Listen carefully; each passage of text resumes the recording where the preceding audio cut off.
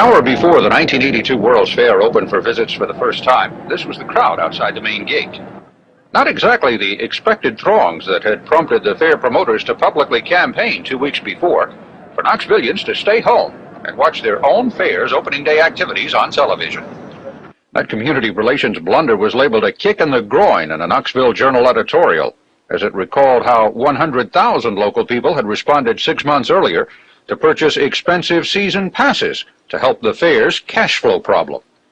Cash flow conjures up all sorts of images, doesn't it? And lots of people are pushing to make certain that cash from this first ever World's Fair in the Southeast falls their way. Think of it as a cloud moving slowly across the state raining money, and all you have to do is go out with your bucket and stand in it. That's one view. Pam Vidito has another of what the fair means to her. Like scores of other Knoxvillians who live near the fair site, she was forced out of her apartment. After all, when one's landlord hikes the rent from $185 per month to $595 a week, what's there left to say? The places aren't worth that kind of money. Everybody money hungry, I guess. In spite of the 4 new motels, 3 of them right downtown near the fair, there simply weren't enough facilities to accommodate the expected 11 million people predicted to visit the fair during its 184 days. Even last weekend, welcome stations were still under construction, and so were the scores of prefabricated motels being erected wherever space could be found or made available. These mobile homes are being stacked onto a sloping hill alongside Interstate 40, some 30 minutes from the fair site. Check the restaurant location there on the hill. Right now, lodging can be found inside Knoxville, and it really isn't a problem. It is highly inflated, though. Rooms renting a year ago for $35 a night are double or more now. The crush is expected when school is out. In many cases, life savings have been poured into various brands of entrepreneurship, and the people are hoping that it'll pay off for them. After all, the mayor has told them it will. Every business in this community is going to reap benefits because of the people that are coming here. Whether it's a service station, a restaurant, a motel, whatever it is, it's going to improve the economic climate of Knoxville. Entrepreneurship isn't infecting only Knoxvillians. The epidemic, as it has been called, seems to have spread to all points on this map. We've had a lot of entrepreneurial activity here in Asheville. Get ready for it. A local Asheville businessman purchased some 40 new air-conditioned buses to run a shuttle service every 30 minutes from Asheville to the World's Fair. Another entrepreneurial activity here was the organizing of a bed and breakfast operation. We have a good cross-section of houses throughout the area. The health department has checked every home. We check it for comfort and cleanliness. We provide accommodations for 2 people for $35 per night. If children are involved, we charge $10 for each child. One of the larger hotels here, the Grove Park Inn, is booked some 10,000 nights ahead this year over last year. Hotels and motels in the area are basically 35% booked now, depending on the operation and the size of the operation. Number one attraction, the Biltmore House, had some 2,000 people booked coming in on tour buses. As we talk today, they have some 66,000 people booked coming in on tour buses. The high country of Boone, Blowing Rock, and Linville is also promoting itself to the tune of $250,000, advertising its major attractions like the Tweetsie Railroad and Grandfather Mountain, and of course its shuttle bus service to the fair.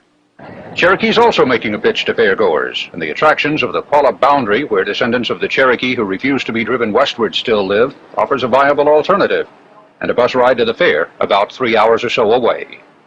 Located across the top of the Smokies on the Tennessee side is Gatlinburg, no longer a sleepy summer village, but a bustling year-round resort where a considerable number of the fairgoers are expected to stay.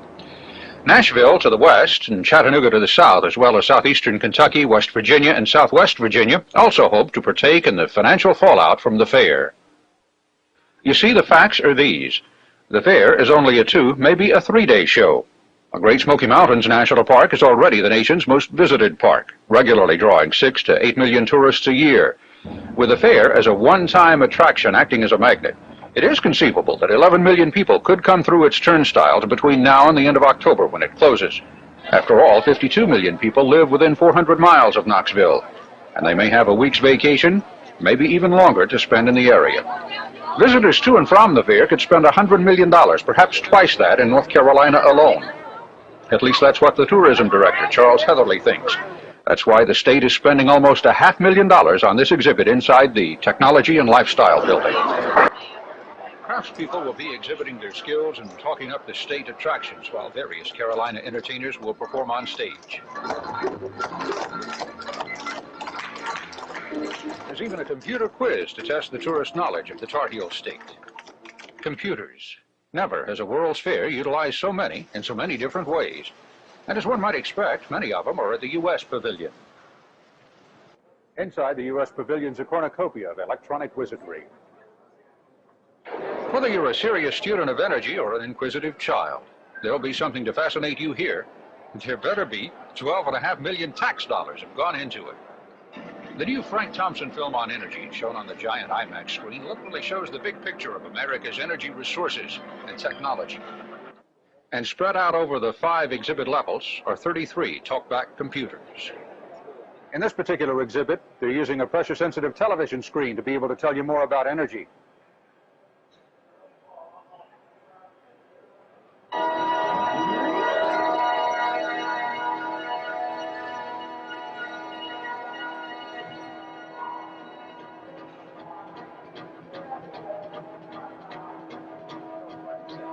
On the ground level, you can examine pertinent tools and artifacts from various forms of energy production.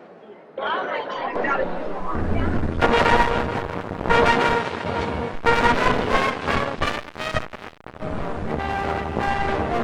number of international exhibitors here at KNOXVILLE exceeds the number that participated in the last 3 World's Fairs, San Antonio, Seattle, and Spokane.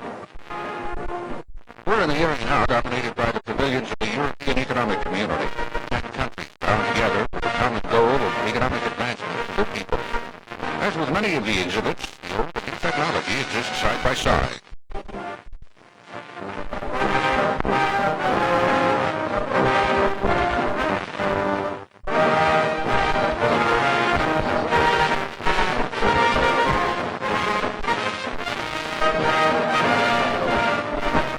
And outside the Italian pavilion, this aerodynamically designed automobile has been proved to be quite a popular photo spot. Just across the way is Mexico, newest member of the energy giants with its tremendous reserves of oil and gas.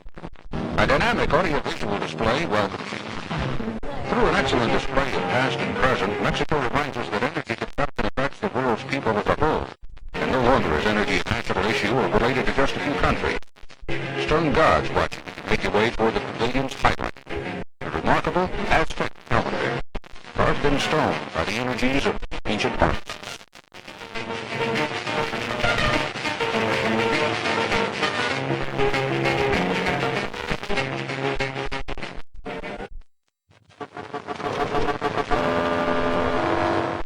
Not yet to the video arcade. This is one of the attractions in the Gas Energy Pavilion. It's called Gas Strike, and it's an electronic game that allows you to try your luck at finding gas. Its developers claim the computer's programmed with all the real-life percentages, too. As you explore, the console flashes out your lease time, money spent, and profit, if any, in your venture. The object is to avoid dry holes that are producing well, even a major strike. Oh well. There's always willpower. And that's exactly what will attract you to your sporting pavilion. There's a whole family of windmills just outside. And inside, the bright image system highlights the advantages of living down under. There's even a sample TV spot showing you how the Aussies are pushing petrol conservation.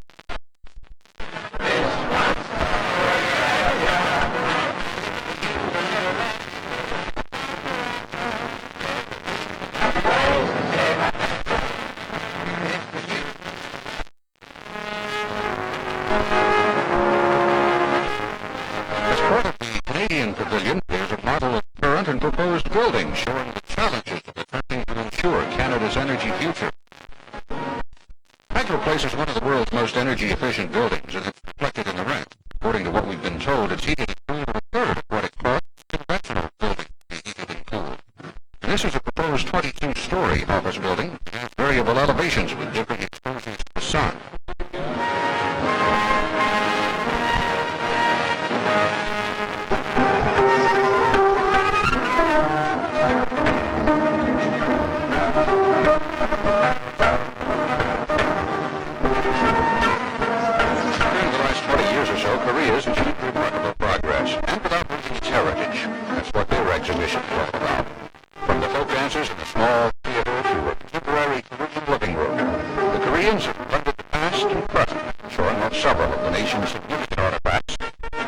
time some of the more recent accomplishments.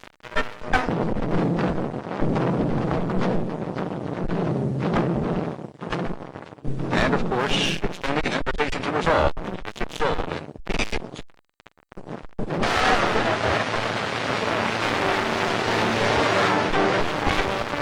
While you're waiting to go inside the theater inside the Japanese pavilion, you may want to take a look at some of these informative exhibits on how the Japanese, existing on an island of finite resources, cope. And the Japanese would also like us to visit them too. Following KNOXVILLE, Orleans hosted the World's Fair in '84, and Japan plays host to the world in 1985. Fair officials say they expect an average daily attendance in KNOXVILLE of about 60,000, but the design of the grounds can accommodate 80,000. That tent-like structure up ahead is the Tennessee Amphitheater. There's covered seating for nearly 1,500, and performances by entertainment stars of varying magnitude are scheduled over the life of the fair. When the fair closes, the theater remains as a permanent lakeside facility. The Sun Theater is permanent too. It costs $2 to ride those elevators up to the top, whether you're going to the observation decks or the restaurants. They tell me 2,000 meals a day can be served from a menu including crab, prime rib, and shrimp. Of course, there's almost always an elevator line of more than an hour, even for the observation deck. It costs more than $5 million to give KNOXVILLE its equivalent of the Space Needle. This is another attraction that most fairs, carnivals, and parks have developed to give us, ever since Mr. Ferris gave us the first one at the Chicago World's Fair. Here in Knoxville, it's known as Vacoma. It was built in Holland, weighs 220 tons, and is 17 stories high.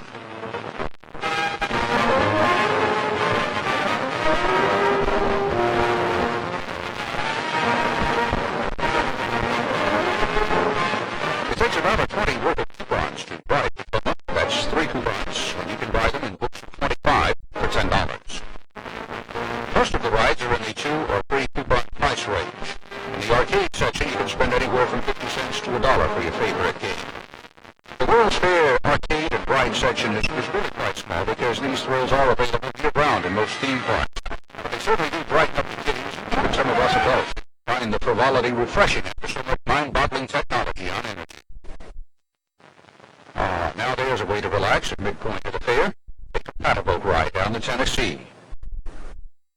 But if you don't want to devote about 45 minutes to that, there are always some other places we can find to restore our energies. Niagara hasn't been making home fair products for 30 years without knowing where to demonstrate them. They're in the Technology and Lifestyle Pavilion, or if you prefer, the new Knoxville Civic and Convention Center. That's after the fair folds. The various state booths and corporate exhibitions provide customers a good indication of the type of exhibitions and versatility of attractions that this particular building can handle later on. You see, the Knoxville Chamber of Commerce officials are hoping that this building, teamed up with the State Amphitheater, the lake, the park site, plus the convention-sized Holiday Inn and Hilton hotels nearby, will do for them what the Space Needle, monorail, and some creative planning did for Seattle. When that fair folded in 1962, Seattle managed to turn the site into a center city convention and tourist mecca that brings in about $25 million a year to city coffers. Throughout the Knoxville World's Fair, there is what officials call atmospheric entertainment. It may be a group of musicians or unicyclists. Informational kiosks are located throughout the fair, and the maps feature color coding in numbered buildings. Or you can rely on a map inside the official $5 1982 World's Fair Guidebook. If all else fails, ask a guide. We're here and there, all around the fair. Inside the pavilion of the Royal Kingdom of Saudi Arabia is an intricately carved animated replica of the Grand Mosque of Mecca. It symbolizes the centrality of Islam in Saudi's life and historical experience. That black cube-shaped building around which the mosque is built is the Kaaba, or House of God. And on the pavilion wall is the exquisitely woven door covering from that building, which is replaced annually. Artifacts such as camel saddles, musical instruments like these are on display, but only some of the obvious treasures. And of course, the technology too.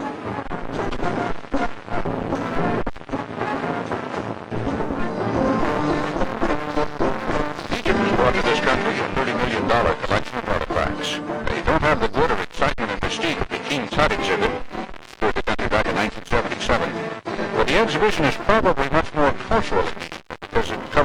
period of time.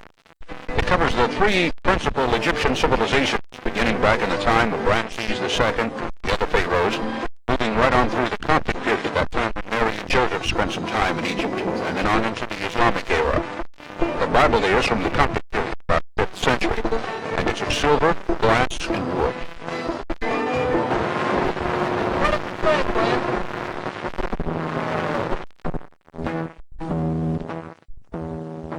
At the time the Egyptians were building the pyramid, half a world away, the Indians of Peru were also creating a culture that is almost as diversified and rich.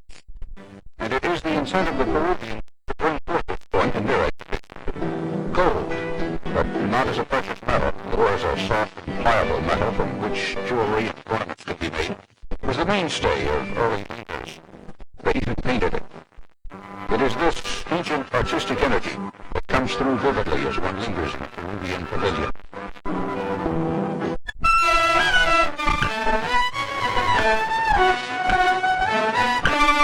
Visible from walkways and looking half a fair away, this single beckons the curious. What's likely to be the fair's most pavilion? Outside, the Chinese have working solar demonstrations. Take a look at that water boiling in the pot. Or this one where the wood is actually burning. That could be a chicken or a roast. Inside, the Chinese have taken every opportunity to establish a cultural dialogue between the people of China and the world. They have some 40 representatives of the People's Republic staffing the pavilion, and they all speak English, of course, and are more than willing to converse with you. But there are artists, too. This gentleman's actually painting inside the bottle.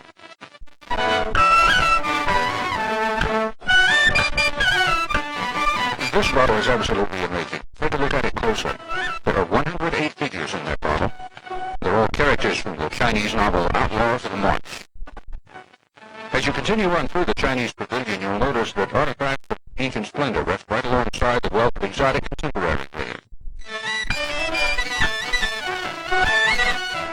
No doubt about it, the energy and genius of the Chinese people are well represented here. Well, there they are, folks. The bricks from the Great Wall of China.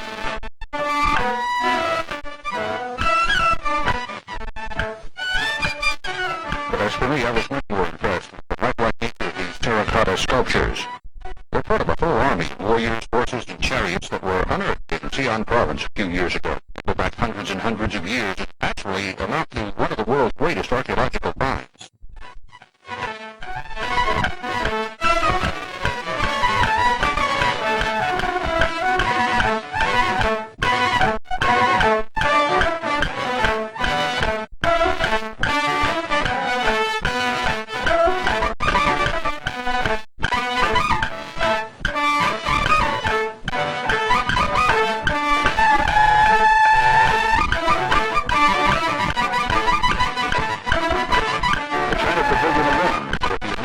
To the World's Fair.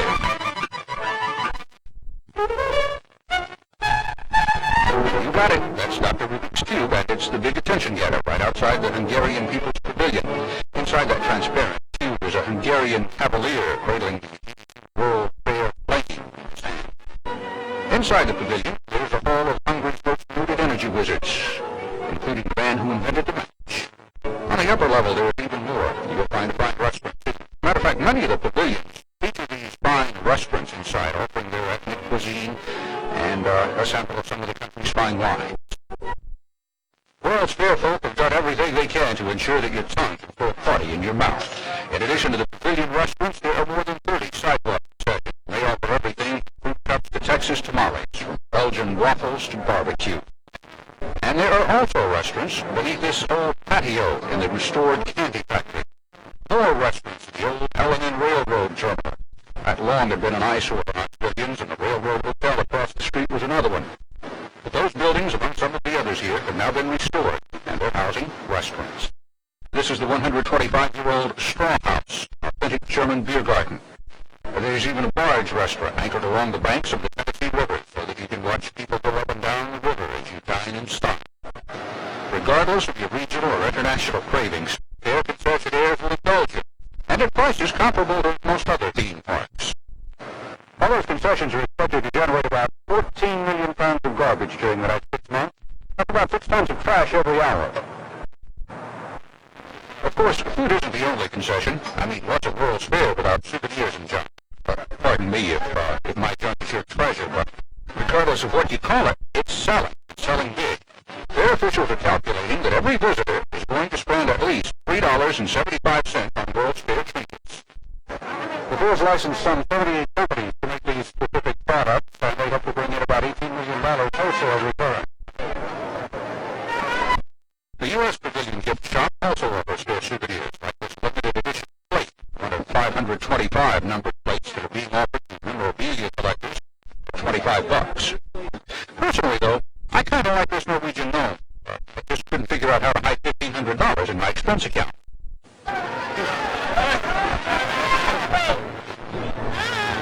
And for you anxious souls who have more money than patience, this custom photo booth will return your prints in an hour at 29 cents a print. And believe me, there are plenty with picture-taking opportunities.